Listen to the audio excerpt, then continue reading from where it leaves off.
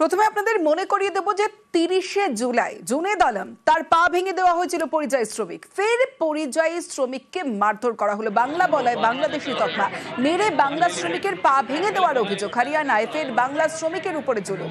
জোর করে বাংলাদেশি স্বীকার করানোর অভিযোগ, স্বীকার না করায় মেরে পা ভেঙে দেওয়ার অভিযোগ। তৃণমূলের কাছে সাহায্যের আর্জি গোয়ালপ্রখরের শ্রমিকের।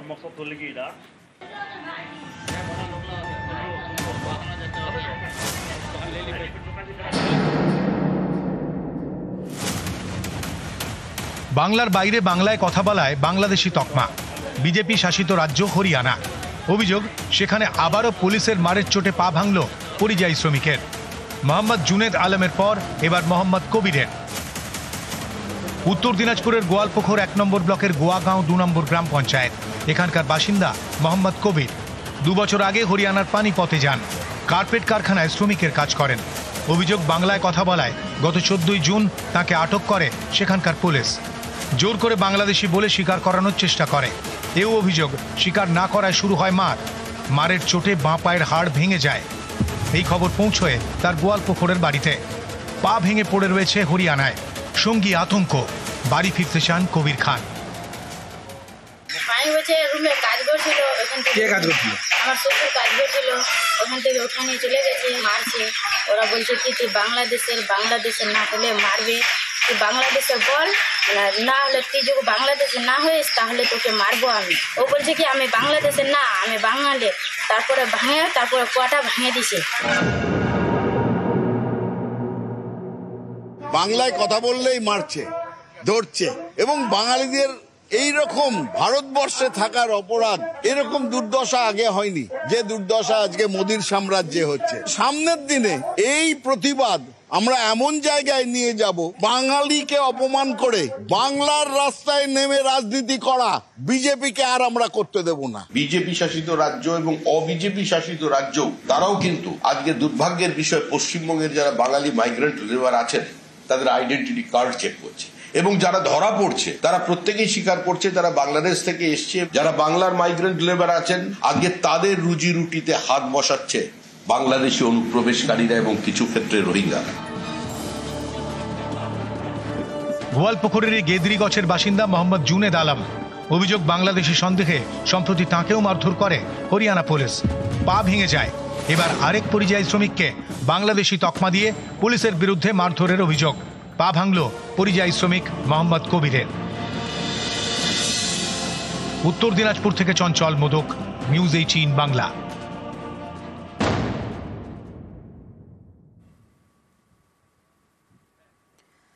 একদিকে বাংলা বলায় বাংলাদেশি তকমা, অন্যদিকে বাংলার বাসিন্দাকে বারবার এনআরসি নোটিশ। এবার কলকাতায় ফের এনআরসি আতঙ্কে আত্মঘাতী রিজেন্ট পার্কের আনন্দপল্লীর বাসিন্দা দিলীপ সাহা।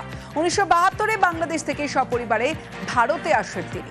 এনআরসি হলে জোর করে বাংলাদেশে পাঠানোর আতঙ্কেই বৃদ্ধের আত্মহত্যা বলে দাবি পরিবারের।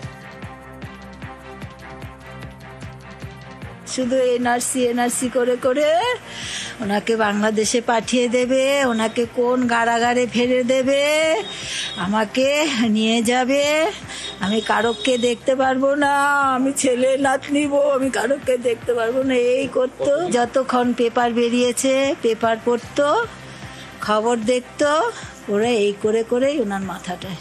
বাবারে আমরা অনেক বুঝিয়েছি, আমরা বুঝাবো না, সে আমাদের শত্রু ছিল না, সে আমাদের নিজের, আমাদের সবাইকে নিয়ে থাকতো, আমরা বুঝাতাম, অনেক বুঝাতাম। তার ওই মাথায় শুধু ওই ছিল আমার এনআরসি, আমাকে কোথায়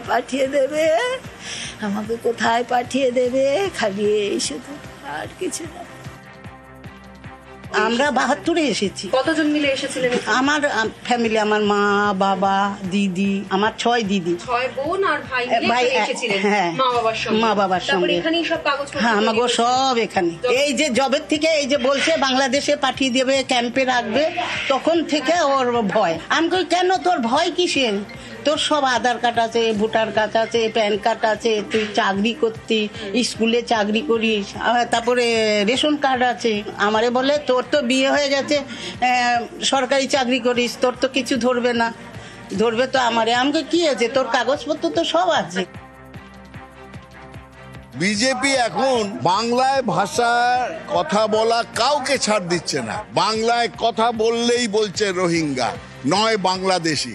আজকে আপনারা যারা আমাকে প্রশ্ন করছেন, আপনারাও কেউ পশ্চিমবঙ্গের বাঙালি নন। শুভেন্দু অধিকারীর কথা অনুযায়ী হয় আপনারা বাংলাদেশি, নয় আপনারা রোহিঙ্গা।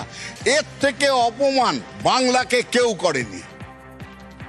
টিউটার স্টেটমেন্ট 72 সাল থেকে যারা আসছে ছেলে মেয়ে নিয়ে ঘর সংসার করছে, পুরো নেক্সট জেনারেশন নাতির বিয়ে দেখবে বলে মেয়ে খুঁজতে বেরিয়ে পড়েছে লোকজন বাংলা 72 সালে এসে। আর আজকে এখানে এসে 72 সালে করে আত্মহত্যা করছে। এইসব আষাঢ়ে গল্প, এগুলো তৃণমূলী গল্পকে বিশেষ করে।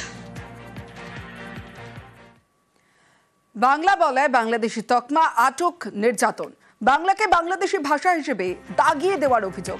বঙ্গভবনে দিল্লি পুলিশের চিঠি নিয়ে সরব তৃণমূল। দিল্লি পুলিশকে নিঃশর্ত ক্ষমা চাওয়ার দাবি তৃণমূলের।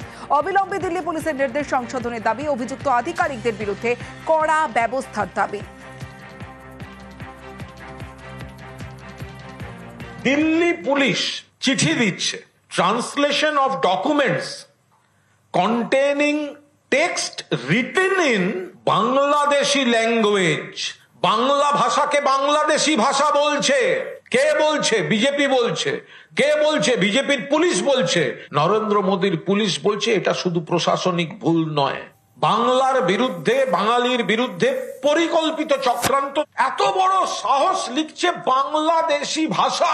যে ইনভেস্টিগেটিং অফিসার এটা পাঠিয়েছে তাকে সাসপেন্ড করতে হবে। অমিত শাহ, যিনি এই পুলিশের দায়িত্বে, এবং কেন্দ্রীয় সরকার, তাদের দুঃখ প্রকাশ করতে হবে, ক্ষমা চাইতে হবে। আপনি বাংলাদেশের একটা বই নিয়ে এসে পড়ুন, আর পশ্চিমবঙ্গের একটা বই, যে কোনো টেক্সট বই নিয়ে এসে পড়ুন, দুটোর মধ্যে পড়লেই বুঝতে পারবেন কোনটা সুবোধ সরকার লিখেছে আর কোনটা বাংলাদেশের কোনো। বাংলা ভাষায় কথা বললেই সে ভারতবাসী হয়ে যাবে, বাংলা ভাষায় কথা বললেই তার নামটা ভোটার লিস্টে রেখে দিতে হবে, এটা চলবে না। পরিকল্পিতভাবে বিভিন্ন জায়গায় ফেক আধার কার্ড দিয়ে এখন ওরা বঙ্গভবনের মধ্যে ঢুকে পড়েছে। বাংলা এবং বাঙালির স্বার্থে, বাঙালি মাইগ্রেন্ট লেবারদের স্বার্থে একবার যান এখানে গিয়ে দেখবেন, তাদের সঙ্গে কথা বলুন যারা ভারতীয়। উত্তর 24 পরগনার সংখ্যালঘু ভাই বোনেরা তারা চিহ্নিত করে দিচ্ছেন কারা বাংলাদেশি নাম নিয়ে এসেছেন। বাঙালি নির্যাতনের সরব অভিষেক বন্দ্যোপাধ্যায়, বিজেপির বিরুদ্ধে সরব অভিষেক বন্দ্যোপাধ্যায়। বিজেপিকে বাংলা বিরোধী বলে নিশানা অভিষেক বন্দ্যোপাধ্যায়। ফের ডাকাতি, ফের ডানকুনিতে সোনার দোকানে ডাকাতি। সোনার দোকানে হামলা, 5 দুষ্কৃতী। সোনার দোকানের কর্মীদের আগ্নেয়াস্ত্র দিয়ে মার। আরো একবার জানাবো, ফের ডানকুনিতে সোনার দোকানে ডাকাতি। সোনার দোকানে হামলা, 5 দুষ্কৃতী। সোনার দোকানের কর্মীদের আগ্নেয়াস্ত্র দিয়ে মার। সোনার দোকানের কর্মীদের মাথা ফাটিয়ে ডাকাতি। সরাসরি চলে যাব, আমার সঙ্গে রানা রয়েছে, রানার সঙ্গে কথা বলবো। রানা, ঠিক কখন এই ঘটনা ঘটেছে, কি হয়েছিল, প্রথমে জানতে চাইবো তোমার কাছে। হ্যাঁ তমসী, দেখো ডানকুনির TN মুখার্জি রোডে সেখানে একটি নামি মানে সোনার দোকানে ঠিক বিকেল 3:30 নাগাদ 5 জন দুষ্কৃতী তারা ঢোকে ক্রেতা সেজে। তারা দোকানের ভেতর ঢুকেই তারা সোনা দেখার যে নাম করেই তারা সৌমিত্র ধারণ করে। 5 জনই কিন্তু প্রত্যেকের হাতেই ছিল আগ্নেয়াস্ত্র।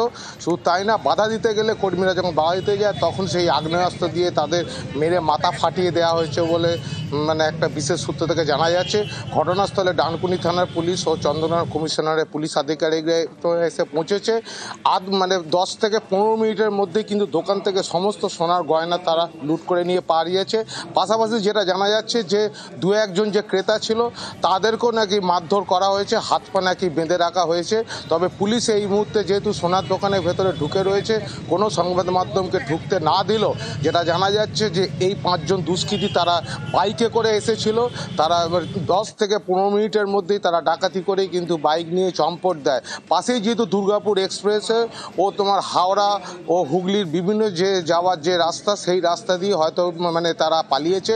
পুলিশ ঘটনাস্থল থেকে বিভিন্ন সব এলাকা CCTV ফুটেজ খতিয়ে দেখছে। যেমনটা তুমি জানাচ্ছিলে, দুপুর 3:30 নাগাদ ক্রেতা সেজে 5 দুষ্কৃতী ঢোকে, তারপর আগ্নেয়াস্ত্র দিয়ে দেখিয়ে তাদের লুটপাট চালায়। কিন্তু যে জায়গায় এই ঘটনা ঘটেছে দেখতে পাচ্ছি আশপাশেও দোকান রয়েছে। রবিবার বলে কি অন্যান্য দোকান সেই সময় বন্ধ ছিল? কারণ জায়গাটা দেখে তো মনে হচ্ছে জনবহুল এলাকা। একদমই তাই। দেখো, জায়গাটা জনবহুল হলেও কিন্তু যে 5 জন দুষ্কৃতী যে ভেতরে ঢুকেছে ক্রেতা সেজে, তখন কিন্তু সোনার দোকানে যারা কর্মীরা প্রথমে বুঝতে পারেনি। এই সোনার দোকানে তারা গেটটাকে বন্ধ করে দেয়, মানে আর বাইরে থেকে কাউকে ঢুকতে পারে না। ফলে এই সোনার দোকানের ভেতরে যে দুষ্কৃতীরা এই যে তাণ্ডব চালিয়েছে, তারা যে সোনার যে গহনা লুট করে নিয়ে পালিয়েছে, এইটা কিন্তু আশেপাশে মানুষজন কিন্তু মানে তারা বুঝতে পারেনি। ফলে এই সুযোগটাই কাজে মানে লাগিয়েছে 5 জন দুষ্কৃতী। পুলিশ কিন্তু ইতিমধ্যেই যে এলাকা, যে রাস্তার আশেপাশে সমস্ত সিসিটিভি ফুটেজ খতিয়ে দেখছে। তোমাকে জানিয়ে রাখি, এর আগেও ডানকুনিতে একটি সোনার দোকানে ডাকাতির ঘটনায় কিন্তু মানে অ্যারেস্ট হয়েছিল। একেবারে রানা, সেখানে সেই জায়গা কিন্তু থেকে জানতে চাইবো যে ডানকুনিতে এর আগেও সোনার দোকানে এরকম ডাকাতির ঘটনা লাস্ট কবে হয়েছিল? যেটা সূত্র অনুযায়ী জানা যাচ্ছে যে 8 মাস আগে, 6 থেকে 8 মাস আগে এই মানে ডানকুনিতেই একটি সোনার দোকানে, টিএন মুখার্জি রোডে একটি সোনার দোকানে, নামি সোনার দোকানে সেখানে ডাকাতি হয়েছিল। ঘটনার 48 ঘন্টার পরে কিন্তু কলকাতা মানে চন্দননগর কমিশনারের পুলিশ ও ডানকুনি থানার পুলিশ তারা সিসিটিভি ফুটেজ দেখে কিন্তু দুষ্কৃতীদের শনাক্ত করেছিল। কিন্তু এই যে দুষ্কৃতীরা, তারা কিন্তু গত যে সোনার দোকানের যে ডাকাতির ঘটনা কিন্তু ভিন রাজ্যের যোগ ছিল। ফলে মানে এখনো পর্যন্ত পুলিশ যেহেতু তদন্ত স্বার্থে কিছু মুখ না খুললো, এই যে মানে ডাকাতির ঘটনা কিন্তু এলাকায় আতঙ্ক ছড়িয়েছে। তমশ্রী। বেশ রানা।